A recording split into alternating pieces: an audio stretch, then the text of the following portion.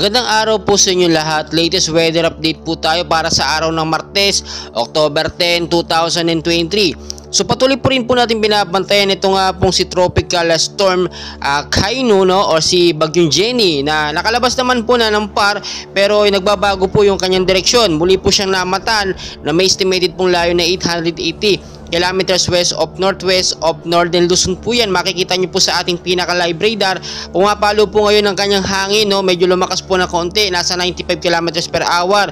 At may bugso naman po pumapalo sa 115 kilometers per hour. Pa northwestward po ang kilos naman or bilis na 15 kilometers per hour. Bukod pa po dyan, ito po yung ating panibagong storm signal na ating binabantayan po, no?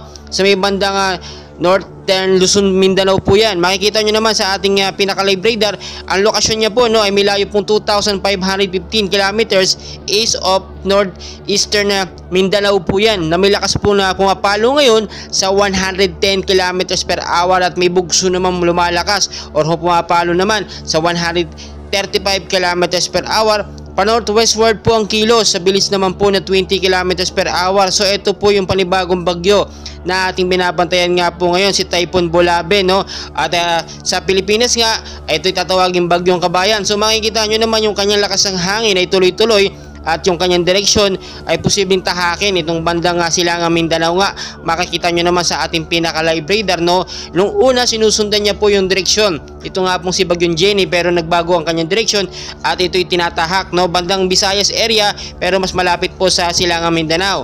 Makikita nyo naman kahit kalalabas lang ng Bagyong Jenny, may kasunod tayong panibagong bagyo, kaya dapat po maging alerto tayo sa bawat oras dahil tulad nga ng ating sinasabi, never and never po natin mape-predict ang galaw po ng bagyo or panahon, pabago-bago po yan.